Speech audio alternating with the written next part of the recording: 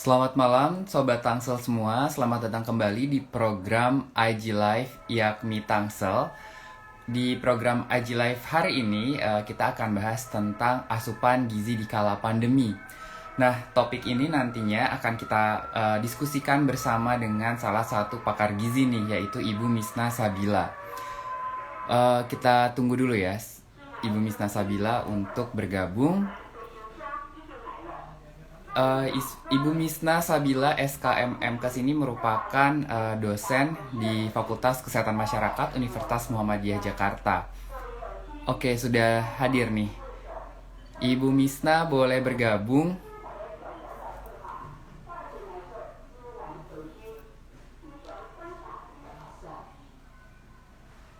Oke, selain sebagai dosen ya, Ibu Misna ini juga merupakan seorang founder dari catering rumahan di Tangerang Selatan. Nama cateringnya adalah Catering Bunda Tri. Jadi kalau teman-teman ada yang mau pesan catering nih bisa ke Ibu Misna. Nah, sudah hadir. Assalamualaikum warahmatullahi wabarakatuh. Halo, Assalamualaikum. Gimana kabarnya Bu Misna? Waalaikumsalam warahmatullahi wabarakatuh. Terdengar nggak suaranya? Halo? Iya, terdengar. Dengar ya? Kok kayaknya agak feedback ya? Gimana Nggak ya? kabarnya Bu Misna? Alhamdulillah baik. Mas Ainul. Manggilnya apa ih? Terserah Long Pak, time no coba. see ya. Oh iya, nah tadi barusan saya sempat memperkenalkan nih, Bu Misna ini adalah dosen di FKM Universitas Muhammadiyah Jakarta, kemudian juga founder dari Catering Bunda Tri. Nah, teman-teman kalau ada yang mau follow nih Catering Bunda Tri, bisa follow IG-nya di Catering Bunda Tri. Eh, ini di daerah Tangsel aja atau di luar Tangsel juga bisa pesen nih? Untuk saat ini masih daerah Tangsel, tapi sekitaran Ciputat, Cirende, Pamulang gitu ya, belum sampai ke BSD sana belum. Ya mudah-mudahan nanti semakin berkembang, semakin luas nih Ais, jangkauan kita. Amin. ais. Nah, selain dua hal itu ada kesibukan lain nggak, Bu, akhir-akhir ini? Sekarang karena work from home ya, jadi kegiatan mengajar di rumah, ngurus catering juga, terus sama kebetulan saya baru berapa 10 bulan ini punya baby, jadi ya udah nikmatin aja deh WFH sambil ngurus bayi di rumah gitu. Luar biasa sekali. Nah, teman-teman di Tangsel ini mungkin juga udah banyak yang tahu gitu ya, ada tindakan-tindakan protektif tertentu yang harus kita lakukan gitu kan untuk terhindar dari COVID-19. Tapi yang nggak Mm-mm. kalah penting juga kita ngebahas tentang asupan gizi nih supaya kita itu bisa lebih meningkatkan imunitas di dalam diri kita. Seperti itu benar nggak sih Betul, konsepnya betul, ya? betul banget. Nah, kalau menurut Bu Misna ini seberapa penting sih asupan gizi perlu kita perhatikan, Mas kemudian Ainul, ini saya nggak ditanya-tanya tentang Tangsel dulu nih. uh, itu Ini aku Tangsel banget soalnya nih. oke. Sebenarnya sih malah lebih pengen tahu kabar barunya Tangsel sih. Selama setahun 2 tahun ini ada hal baru apa sih di Tangsel? Jadi dia Ada di hal sini baru kali apa ya? Oh gitu challenge, ya, bukan nanyain seberapa Tangsel ya. tapi itu lebih ingin tahu aja. Kira-kira ada kabar apa sih di Tangsel? Oke, kalau kebetulan saya juga jarang keluar rumah ya, paling lihatnya di medsos ya. Sekarang ini memang kita belum lama di Tangsel ini ada pilkada ya. Jadi baru saja Ibu Airin itu habis masa jabatannya dan kemudian ada pilkada. Tapi saya juga belum update lagi nih apakah sudah dilantik atau belum yang Baru. dengan suara Hmm, suara yang baru dengan suara terbanyak. I see. Itu. Kalau dari pembangunan ada hal baru nggak? Tol Pembangunan, aduh saya udah lama nggak keluar ya. Kayaknya ada atau tugu mall kan? tuh yang di depan Pamulang ya. Tapi nggak tahu itu namanya tugu apa. Mungkin Mas Ainul dulu pernah lihat Nggak. juga ya. Baru, oh enggak ya. Ada tugu di sana yang baru. Saya juga kalau lewat ini apa nama tugunya ya di Bundaran Pamulang. I Itu paling see. sih. Heeh. Kalau Saya mall juga gitu, main tangselnya di sekitar-sekitar sini aja Itu kalau mall yang baru malah adanya di Depok nih, yang baru bukan di Tangsel. Tapi masih deket ya ke Tangsel. Masih deket, jadi menambah salah satu tempat untuk belanja nih Mas Ainul nanti kalau udah pulang dari Taiwan. Ais. Jadi Tangsel tuh makin nyaman ya sebagai rumah buat kita-kita. Slogannya masih Tergantung sih ya sebenarnya ya. Kalau aku karena sebenarnya tinggalnya di perbatasan Tangsel dan Depok. Depoknya juga udah di ujung banget ke Tangsel, jadi mainnya juga lebih banyak di Tangsel sih. Tapi tergantung nih Tangsel yang mana dulu, karena ada juga daerah-daerah yang pinggiran yang memang padat, tapi ada juga daerah-daerah yang wilayah yang rumah-rumah besar gitu ya, yang memang nyaman ais. gitu. Kalau banjir nih belakangan suka dengar berita banjir dari Indonesia di Tangsel gimana? Banjir aku kayaknya belum denger ya. Kalau Jakarta, Bekasi ya, Karawang ya, Indramayu itu aku malah udah denger. Ah, sih. Berarti so far so good lah ya di So Tangsel. far so good. Oke. Ini udah nambah nih yang nonton. Sebentar ada yang nyapa. Hai Kak dari Arumia. Halo Arumia. Tonton terus ya sampai akhir. Nah, jadi oke. Back to the laptop tentang asupan gizi Oke. nih. Kira-kira tuh Hmm, seberapa penting sih kita memperhatikan asupan gizi buat diri kita pribadi? Kemudian apakah memang berpengaruh asupan gizi ini eh, bagi peningkatan imunitas kita terutama di kala pandemi? oke. Asupan gizi sangat penting dan sangat berpengaruh ya, karena yang pertama kita analogikan saja tumbuhannya. Tumbuhan itu untuk tumbuh dan untuk berkembang pasti butuh pupuk, butuh air ya, apalagi kita. Tubuh kita ini kan terdiri dari sel-sel tubuh, jaringan, maaf ada iklan, jaringan, yang dimana supaya sel-sel tubuh kita itu bisa berfungsi dengan normal, dengan baik, maka kita butuh asupan gizi yang baik, asupan gizi yang optimal, asupan gizi yang seimbang.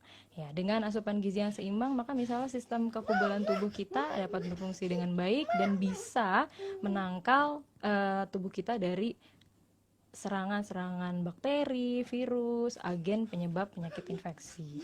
Tapi asupan gizi juga perlu diperhatikan, jangan hanya kurangnya saja ya. Kalau berlebih juga itu nggak baik, karena kalau berlebih juga bisa meningkatkan resiko bagi tubuh kita untuk terserang penyakit-penyakit kronis, penyakit degeneratif seperti penyakit Hmm, jantung koroner, stroke ya, yang memang munculnya sih nggak dalam waktu yang nggak cepat langsung. ya, namanya juga penyakit kronis ya, muncul dalam waktu yang lama, tapi mungkin nggak berasa, tapi itu yang harus kita perhatikan. Jadi harus seimbang, kurang nggak bagus, berlebihan juga nggak bagus gitu. Jadi sangat penting dan sangat berpengaruh. Jadi konsep sekarang itu namanya gizi seimbang ya, bukan lagi 4 sehat, 5 sempurna gitu. Betul Bedanya banget, iya. Nah, ini dia. Sebenarnya konsep 4 sehat 5 sempurna itu mungkin dulu sangat sukses ya, seluruh lapisan masyarakat saya kira hafal betul di luar kepala sama konsep 4 sehat 5 sempurna. Anak-anak TK ditanya juga tahu. Tapi sekarang sayangnya konsep gizi seimbang yang sangat sempurna, sangat baik ya, yang menyempurnakan konsep 4 sehat 5 sempurna ini masih banyak yang belum tahu nih. Ya, jadi memang tugas kita nih Mas Ainul untuk mensosialisasikan bagusnya dari pedoman gizi seimbang ini. Bedanya apa? Nah, kalau dulu itu ya, pas sehat 5 sempurna kita apa sih yang kita hafal Mas Ainul? Coba deh. Pokoknya makan itu ada harus ada nasi, makanan nasi ya, makanan pokok. Terus ada terus tempe, ya ada lauk. Lauk pauk ya, tempe, ada lauk sayuran, hewaninya ya, ada sayuran, ada buah dan buah, air, susu. disempurnakan dengan susu. Nah, seiring dengan perkembangan zaman ya, perkembangan ilmu pengetahuan dan teknologi, konsep 4 sehat 5 sempurna sudah tidak relevan sehingga disempurnakan dengan gizi seimbang. Bedanya apa? Kalau dulu ada susu sebagai penyempurna, sekarang susu bukanlah penyempurna, tapi masuk ke dalam golongan sumber protein. Ya, jadi tidak harus ada susu, tidak harus disempurnakan dengan susu ketika kita makan. Bisa digantikan dengan ikan ya, dengan telur, dengan daging, dengan ayam. Kemudian mungkin nanti kita bisa ke pilarnya gizi seimbang atau pilarnya tumpeng Hmm. gizi seimbang ya. Kalau 4 sehat 5 sempurna itu hanya menyebutkan kelompok makanannya saja. Nah, di gizi seimbang ini pilar yang pertama, makan itu harus beraneka ragam dan ada porsi-porsiannya. ya. Perlu Selain di harus ini beraneka, ya mungkin dikasih bisa dikasih gambarannya kali Mas Ainul ya. teman-teman. Kelihatan nggak ya? Nah, ini adalah salah satu visualisasi dari pedoman gizi seimbang. Ya, jadi udah bukan lagi 4 sehat 5 sempurna ya. Sekarang lebih sempurna dari 4 sehat 5 sempurna. Agak kurang jelas ya, nanti teman-teman bisa browsing saja. Nah, ini adalah visualisasi yang pertama, yaitu adanya tumpeng gizi seimbang.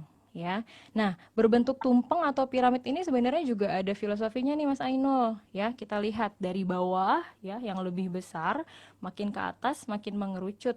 Ya, ini adalah menggambarkan porsi makanan dari kelompok makanan tersebut yang di bawah itu lebih besar, semakin ke atas semakin kecil, semakin dibatasi. Ya, oke, Baik. agak ngeblur ya. Ya, Kira-kira seperti itu.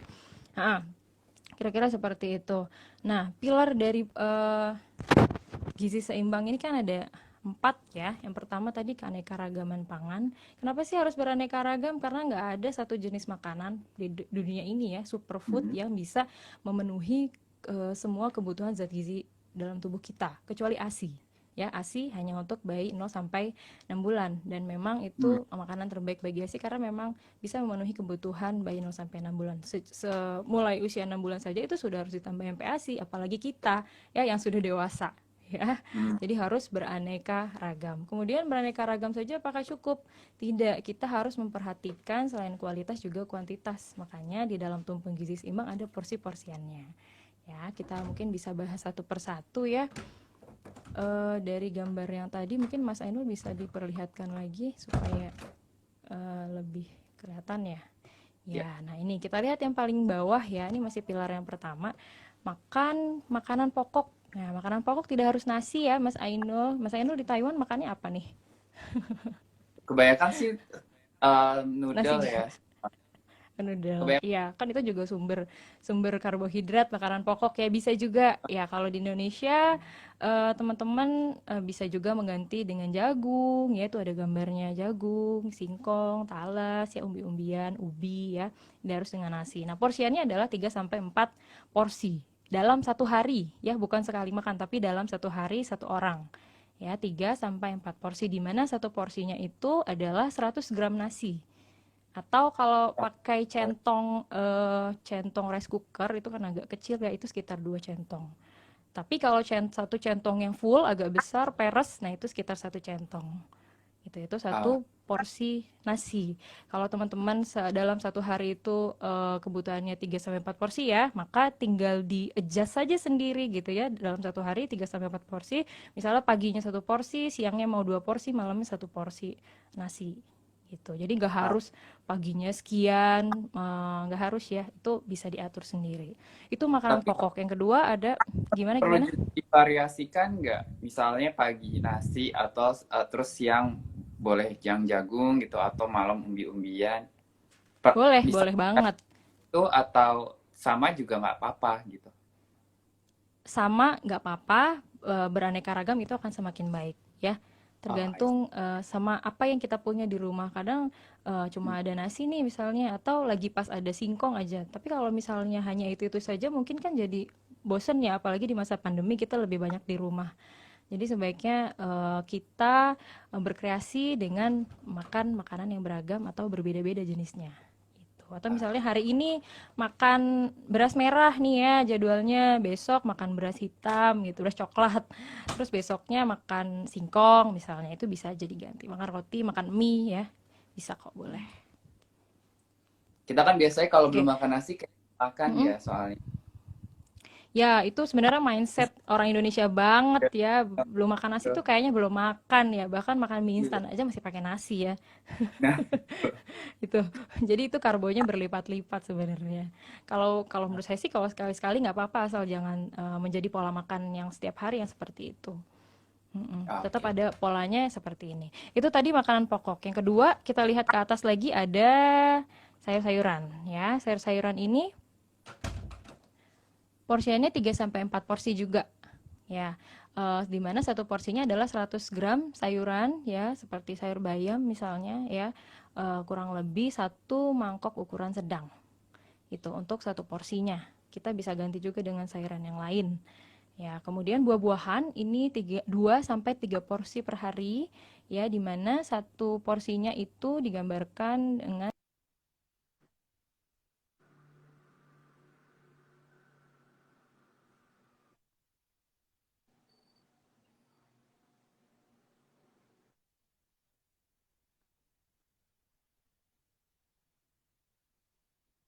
itu boleh. Kemudian di atasnya lagi ada lauk pauk ya, sumber protein. Sumber protein hewani dan juga nabati, di mana kebutuhan kita untuk satu hari gambarannya 2 sampai 4 porsi ya. Dan satu porsi untuk lauk hewani itu tergambar dalam satu potong atau satu ekor ikan ukuran sedang atau 40 gram. Bisa juga diganti dengan daging satu potong sedang atau ayam satu potong sedang. Ya, juga bisa diganti susu satu gelas ya.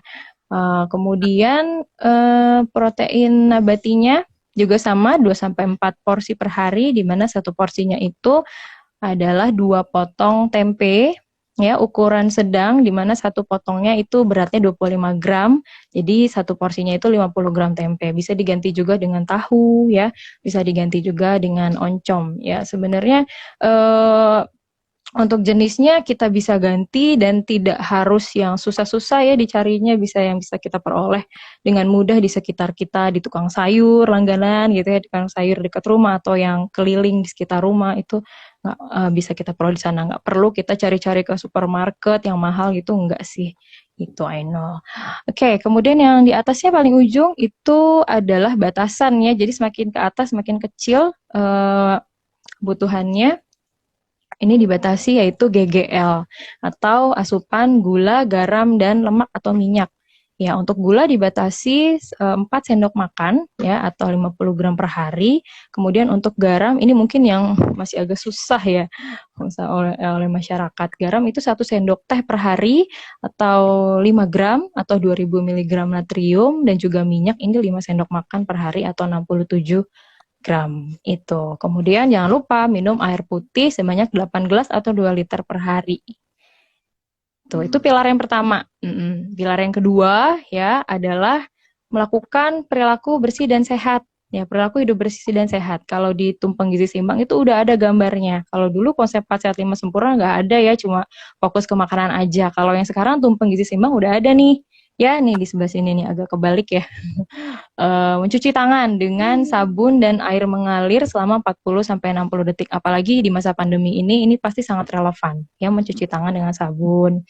Kemudian kita juga harus melakukan pilar yang ketiga, aktivitas fisik ya, selama 30 menit setiap hari atau minimal 5 kali dalam seminggu. Aktivitas fisik juga nggak harus olahraga yang berat atau yang harus beramai-ramai gitu ya, apalagi di masa pandemi ini kita bisa aktivitas fisik di rumah dengan berkebun. Sekarang kan lagi ngetren ya hobi tanaman ya, Ainul, nggak tahu kalau di Taiwan gitu nggak ya, hobi tanaman-tanaman hias gitu ya di rumah selama work from home ini, atau hobi berkebun. Nah, itu kan juga bisa menjadi salah satu aktivitas fisik yang bisa dilakukan di rumah. Atau kita bisa olahraga senam gitu ya, dari video. Kita mengikuti gerakan senam dari video dari YouTube. Itu juga bisa dilakukan, berjalan ya, atau bersepeda. Itu juga menjadi hobi baru juga yang lagi ngehits juga nih di Indonesia.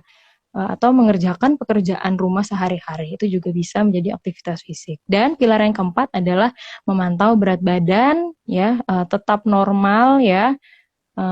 Kalau bisa ya setiap sebulan sekali kita pantau berat badannya dan kita lihat status gizi kita melalui IMT dengan rumus berat badan dibagi tinggi badan dalam meter dikuadratin, dan range IMT-nya adalah 18,5 sampai dengan 25, itu yang normal. Gitu. Jadi Oke. ukur nih sudah sih enggak berat badan idealnya. Tadi rumusnya apa? Mungkin boleh dilakukan. IMT-nya rumusnya adalah berat badan dalam kilogram ya, dibagi tinggi badan dalam meter dikuadratin. Tinggi badannya yang dikuadratkan ya. Ideal Untuk jika 18,5 sampai dengan 25. Kalau kurang dari itu maka termasuk kurang, kalau lebih maka gizi lebih, jadi harus berhati-hati. Gitu. Dan panduan yang tadi itu adalah panduan untuk orang yang sehat ya. Kalau orang yang sakit ya atau punya gangguan tentu berbeda, tidak menggunakan yang ini. Nah, ada satu lagi sebenarnya Mas Ainul visualisasi dari gizi seimbang yaitu adalah isi piringku. Ya, isi Isi piringku ini kalau saya lihat di daerah Tangsel ya, nah ini suka ada juga nih bannernya ya di kecamatan, di kantor kelurahan kalau nggak salah ya, yang kemudian di puskesmas terutama ini suka ada nih gambar banner isi piringku ini. Sebenarnya ini bagus juga sebagai salah satu promosi kesehatan ya terkait dengan asupan gizi kepada masyarakat. Dimana kalau tadi untuk penggizi seimbang itu asupan 1 hari, kalau isi piringku ini asupan sekali makan. Ya, dalam sekali makan itu piring kita gambarannya seperti itu, setengahnya terdiri dari 2/3 makanan pokok dan sepertiganya lauk pauk. Kemudian setengahnya lagi terdiri dari 2/3 sayur-sayuran dan sepertiganya buah-buahan. Tetap ya gambarnya ada minum air putih ya 8 gelas, kemudian mencuci tangan dan aktivitas fisik. Jadi gizi seimbang bukan hanya dilihat dari makannya saja, bukan hanya yang masuk saja ke dalam tubuh, tapi yang keluarnya juga dipikirin. Makanya ada pilar untuk melakukan aktivitas fisik. Gitu. ice. Ini lebih eye catching ya gambarnya isi piringku ini. Jadi lebih gampang dipahami gitu kalau kita lihat Iya, pas dan sekali makan ingat lebih jangan semuanya. ingat, lebih mudah diingat. Nah, semuanya Iya. karbo ya, 3/4 piring isinya nasi gitu ya, kemudian cuma ada sayur sesendok aja. Jangan seperti itu. Mudah-mudahan setelah ngelihat ini, besok sudah mulai memperbaiki pola makannya mungkin ya. Nah, teman-teman Sobat Tangsel, kalau ada yang mau bertanya nih tentang asupan gizi, silahkan bisa langsung kirim pertanyaan di kolom komen atau di icon pertanyaan ya, teman-teman bisa pilih salah satu di antara itu.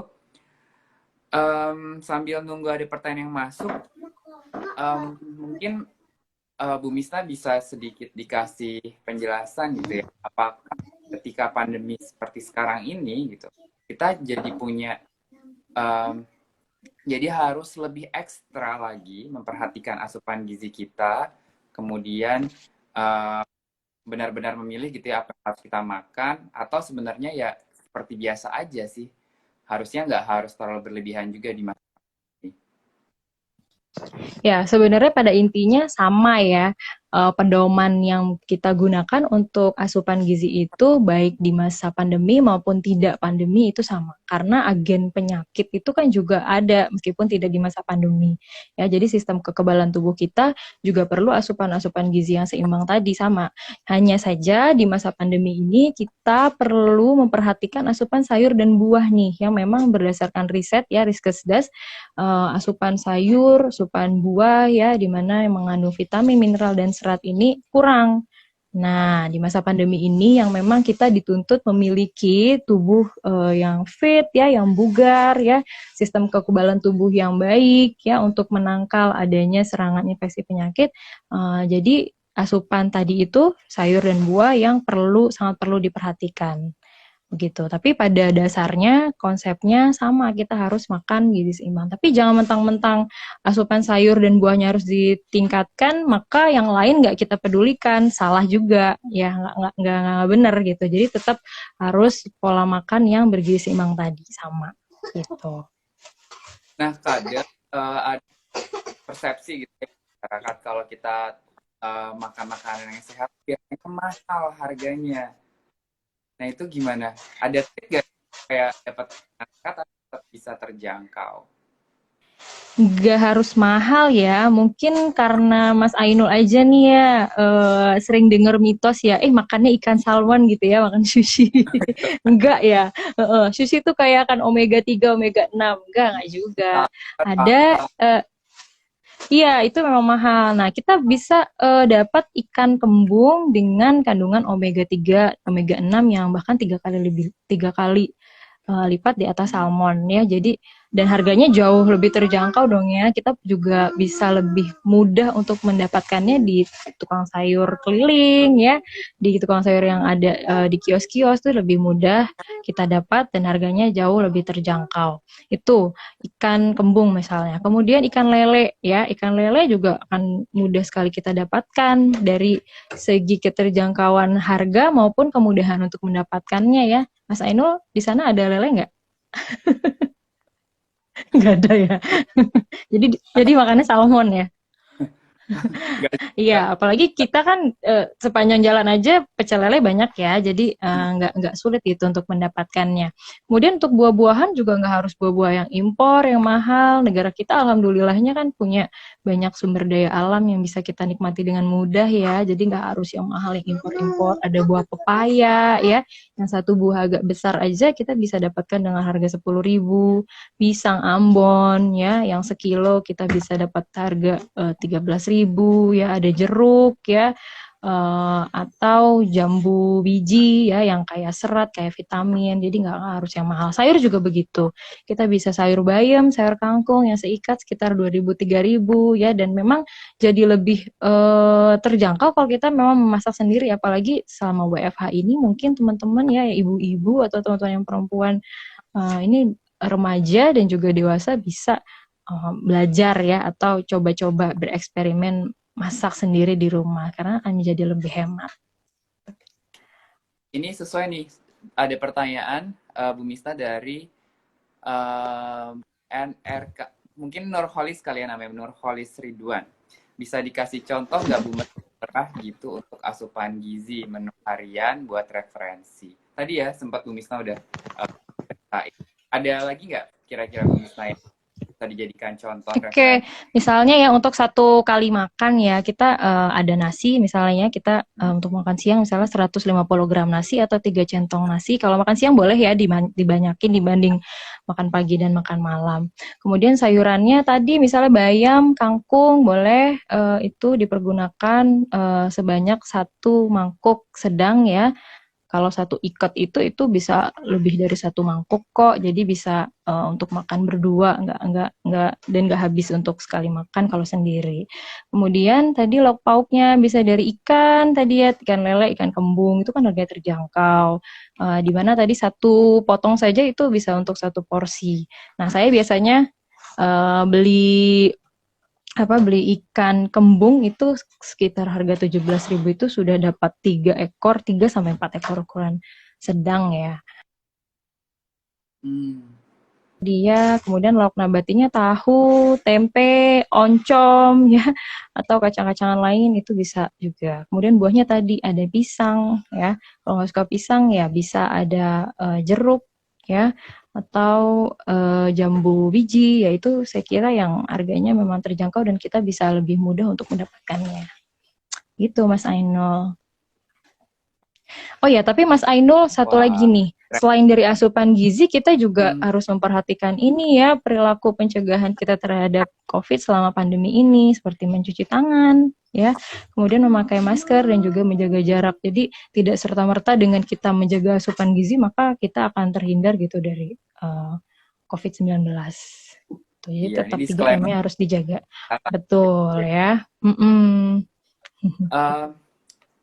Tadi juga sempat disebut ya sama Bu Misna, kalau waktu-waktu misalnya kayak di siang waktunya tapi kalau misalnya untuk makan malam itu ada nggak sih waktu khusus makan malam sampai jam berapa gitu? Baik. Jam 10 malam itu sehat atau enggak sih sebenarnya? Oke, ditambah juga sekalian makan pagi ya. Kalau makan pagi, sarapan itu sebaiknya sebelum jam 9. Ya, terutama pada anak-anak sekolah ini sangat baik untuk meningkatkan konsentrasi ketika belajar.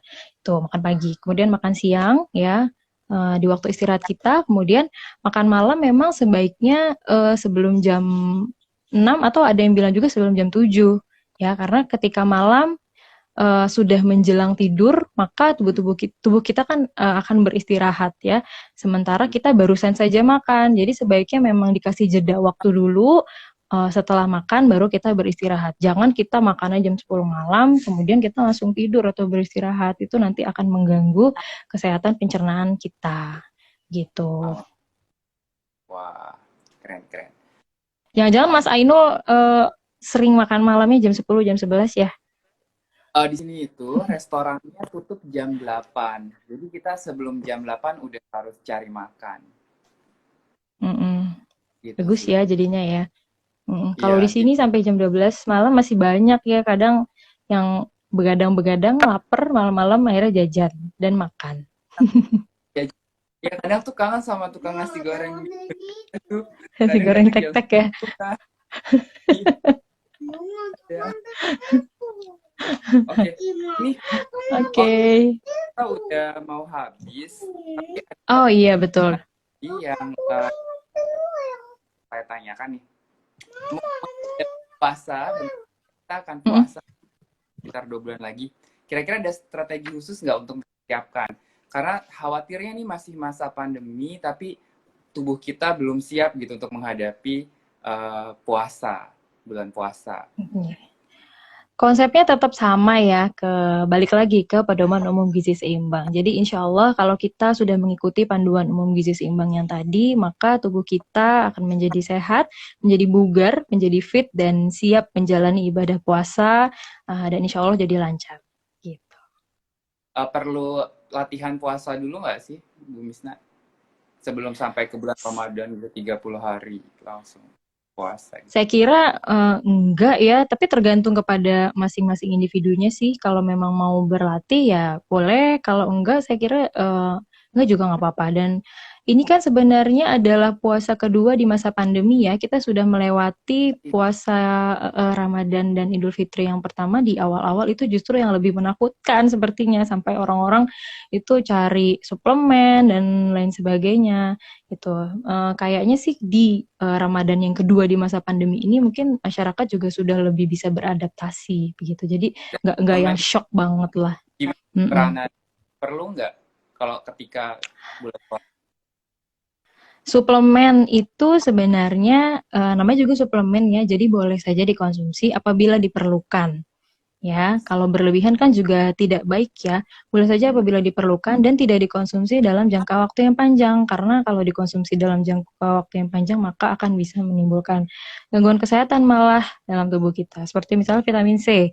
Konsumsi vitamin C ya berlebih dalam jangka waktu yang panjang nanti malah bisa menyebabkan hiperoksaluria atau asam-asam oksalat dalam urut kita tuh jadi banyak yang akhirnya nanti dalam kelamaan bisa merusak ginjal. Itu sih yang dikhawatirkan. Jadi boleh apabila diperlukan. Oke. Wah, terima kasih banyak Bu Misna insight-nya dan Sama-sama Mas Ainul. waktunya juga sudah habis. Tapi saya mau Yep. bacakan dulu. Ternyata Pak Ketua kita nih nonton, Pak Takim nonton. Halo Bapak Mustaqim. Terima kasih Dia Bidang Humas. kayaknya lagi mau mengontrol kita-kita nih. Oh iya. Oke, saya bacain. Terima kasih Bidang Humas dan kerjasama Bidang Humas dan kerjasama Yakmi Tangsel yang telah menyelenggarakan live. Jangan lupa Sobat Tangsel nantikan sesi berikut menarik. Wah, terima kasih Dian, Pak Ketua. Oke, teman-teman Sobat Tangsel, kalau misalnya masih ada yang mau ditanyakan, IG Live ini tuh kita akan selalu di IG. Jadi yang mau menanya, komen di IGTV yang akan kita tayangkan. Dan nanti kita akan sampaikan nih ke Bu Misna dan semoga Bu Misna juga nanti kan ya menjawab misalnya ada pertanyaan lanjutan dari Sobat Tangsel. Insya Allah. Oke, ada pesan-pesan tertentu atau pesan yang mau disampaikan buat untuk Sobat Oke, Tangsel? tetap menjaga pola makan gizi seimbang dan tetap terapkan 3M. Oh, terima kasih Misna. Sama-sama Mas Ainul dan semuanya. Terima kasih. Assalamualaikum warahmatullahi wabarakatuh.